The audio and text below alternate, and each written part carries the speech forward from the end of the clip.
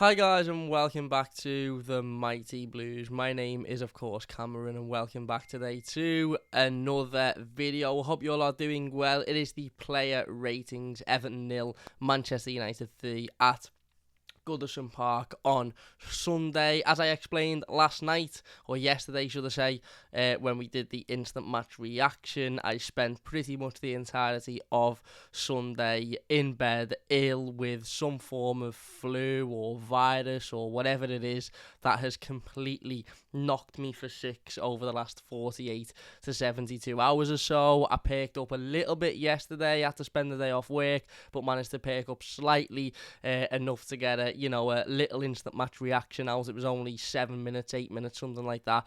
But we managed to get a little bit of a reaction out from the game, and I said that hopefully I'd be feeling a little bit better today and over the course of the next couple of days to do the player ratings and the game review as well. I am feeling a little bit better now, still got a bit of a sore throat and a bit of a sore chest and stuff, but we're on the mend, so I thought, you know what, we'd sit down, we'll do the player ratings, and then hopefully a little bit later on in the afternoon, once I've dosed myself up on even more medication than what I'm already dosed up on, we'll be able to sit down and do the live game review as well. But this is the player ratings, as we said in the instant match reaction yesterday. For me, a game that, albeit I wanted to stay positive going into, and I wanted to look at in the most positive light and try and find, a world in which there is a possibility Everton were to get a positive result in this game. It was always going to be difficult. Manchester City are, as I've said before and will say again, absolutely formidable at this point in the season. There's a reason why they are about to become the Premier League champions for the third season on the bounce. There is a reason why they have won 11 straight Premier League games. There is a reason as to why they are something like 22, 25 games unbeaten in all competitions, something ridiculous like that. And that is because they simply are fantastic at this point in the season, and there's no denying that. And it would have taken a truly spectacular Everton performance to have, even been able to hope to get something out of this game, and even then it would have taken Manchester City to put in a really, really poor display as well, and that's not something we've seen from Manchester City in a long, long time. So for me, one of them afternoons that we simply just have to put behind us, not dwell on too much, and hopefully the players don't dwell on it too much.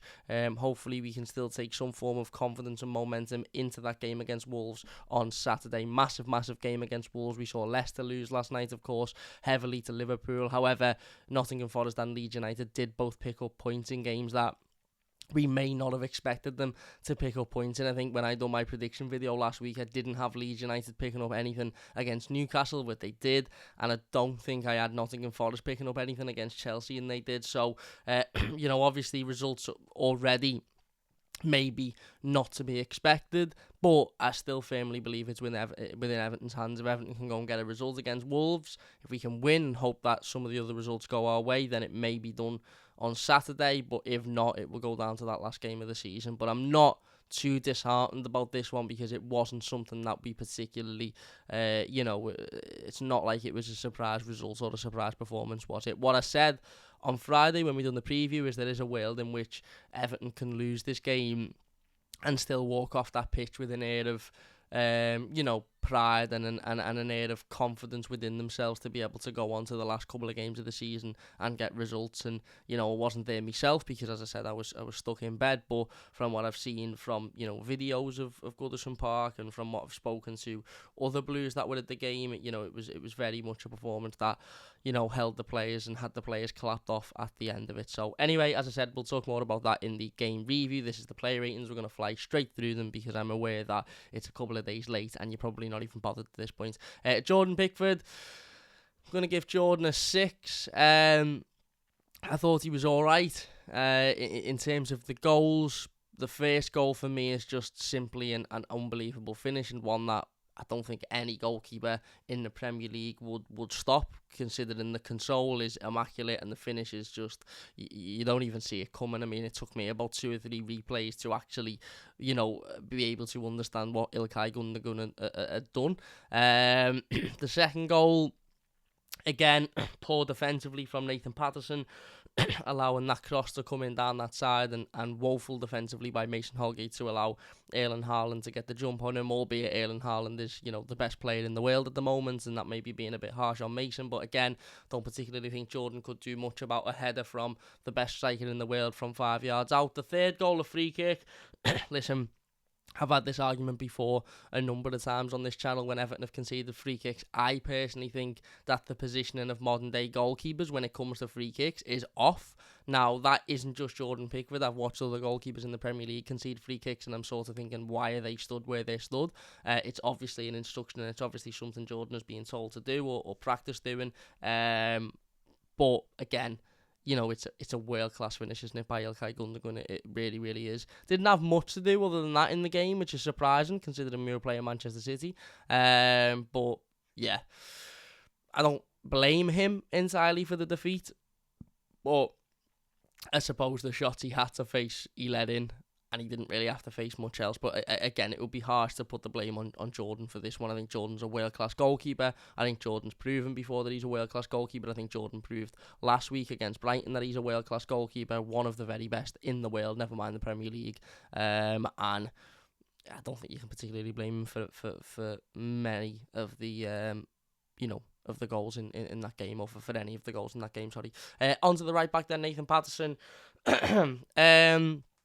I'm going to give him a 5. I thought for the opening 35 minutes, when Everton looked good, when Everton looked bright, when Everton looked positive, I thought Nathan looked okay. I thought he himself looked bright. I thought he himself looked positive. Obviously, he's done for the second goal. It's far too easy for Manchester City to put the ball in the box, and that, of course, results in Erling Haaland scoring the header, and ultimately, when you go 1-0 down against Manchester City, the impossible task almost becomes even more impossible, if that is even possible. I don't even know what I've just said there. I think that's the paracetamol talking. But you know what I mean. To get a result out of Manchester City is already extremely difficult, never mind when you go a goal down. And, I think Nathan just lets his inexperience get the better of him a little bit there, and that cross comes in, and all of a sudden when it goes to 2-0, it's completely game over. But it was a weird game, really, because it was for 35 minutes, Everton looked really good. Then Manchester City took it up a notch and we couldn't deal with it. Scored a couple of goals, come out in the second half, scored the third, and then almost sort of sat back and went, right, we don't really need to be in this game anymore. And Everton then consoled the possession, and Everton then, had a little bit of a go and had a little bit of bark and bite, but nothing really come from it. So, yeah, again, not great, but he was playing against the best team in the world, so it is what it is. Yerry Mina, I'm actually going to give Yerry Mina a 7. Could he have done better for the goals? The first and second, probably. I don't think the second is as much his fault. The first, maybe he could be a little bit tighter. Maybe he could stop Ilkay Gundogan from being able to do that piece of skill. He has come under some criticism, Yerry Mina from Pep Guardiola in his treatment of Erling Haaland, which I think is only a positive, because that's what we want Yerry Mina to be in there doing. We want Yerry Mina to be in there getting in the face of forwards and aggravating forwards and frustrating them and taking them off of their game. And, okay, ultimately you could say, well, Haaland had the last laugh because he scored and they won, but, ultimately that bit of shithousery, for lack of a better phrase, is what Everton have missed for a long time. And as I said, Yerry was, again, it's difficult to mark this one because we were playing the best team in the world and we are far from the best team in the world. So I thought he was alright. Could he have been better? Well, yeah, but was he ever going to be better in this situation? Not likely. Tarkowski next to him, going to give him actually, I'll give Mina a 6.5 and I'll give Tarkowski a 6. Similarly, again, if you actually look at the stats for this game, Manchester City's XG is not very high whatsoever, and that just tells you how either Everton nullified them to very little, or, Manchester City just weren't massively in the game through their own choices. I'm not really sure which one it was, but ultimately, at the end of the day, listen, it wasn't his greatest performance, James Tarkowski. He was okay. Could he have been better? Probably. Am I sitting here saying, oh my God, he was horrendous? No. So, yeah, he can have a 6. Mason Holgate is getting a 1. And it's not even a case of just picking Mason Holgate out for the sake of it. I actually felt a little bit sorry for Mason Holgate in this game, and I actually felt a little bit sorry for Sean Dyche. But as soon as we heard the news that Vitaly Mykolenko was injured and wasn't going to be available, the manager's almost got his hands tied behind his back, hasn't he? You either play one out of form centre-back at left-back, or you play another out of form centre-back at left-back, and, he chose Mason Holgate. In hindsight, you could say I would have rather have had Ben Godfrey because he's had more experience playing left-back. Reality is neither would have probably done the job we needed them to do. But then again, it's not like Vitaly Mykolenko's had a great season and he'd be guaranteed to do the job we needed him to do either. So, yeah, Mason was poor, but Mason is poor. He's a poor footballer. He's a poor defender. He makes rash decisions. He's not very good. There's nothing more that needs to be said, really. He shouldn't be wearing an Everton shirt, and it's as simple as that. James Garner in midfield, I'm going to give him a 5. I don't think he was massively involved. Couple of nice challenges, couple of nice passes and stuff, but again, not massively involved in the game. Garner next to him, similarly, I'm going to give him a 5. Again, not massively involved. Difficult when you're playing a team that ultimately always have all of the ball and always dominate possession and always, move the ball freely and attack freely, etc., etc. Our midfield was always going to have a difficult afternoon, and as soon as Manchester City went 2 goals up, which they did in such quick succession, our midfield were pretty much out of the game. And even in the second half, when we had more of the ball and, we had more of the possession and we looked stronger, we still weren't a massive threat, were we? And our midfield still weren't, doing an awful lot, for lack of a better phrase. Alex Iwobi, 4. Can't really remember him being in the game. Granted, as I said, I watched it from my sick bed, in and out of sleep and in between doses of ibuprofen and paracetamol, but I can't really remember him being in the game very much. That might be a little bit harsh on Alex Iwobi, and maybe I'll watch the highlights before the live game review and I'll change my mind, but I just simply can't remember him being in the game.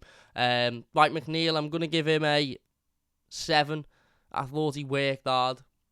And I think what was really impressive with Dwight McNeil was in those first 35 to 37 minutes when Everton were in the game and were still in the game and were still battling to be in the game. Dwight McNeil was dropping back and was helping Mason Holgate out an awful lot, and Mason needed it because Mason was really, really in trouble at times in this game.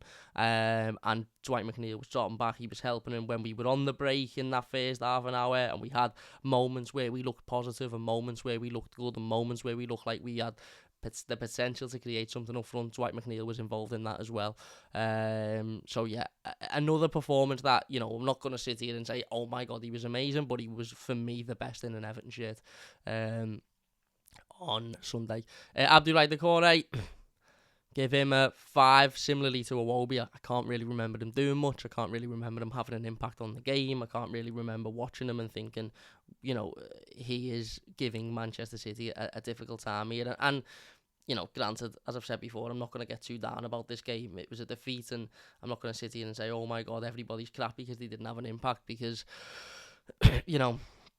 You only have to look at that Manchester City team, and there's probably players in that Manchester City team that would walk into Everton's side that don't even get a minute, under Pep Guardiola. So yeah, I'm not going to look too far into it, but I just don't think Doucouré had much of an impact on the game.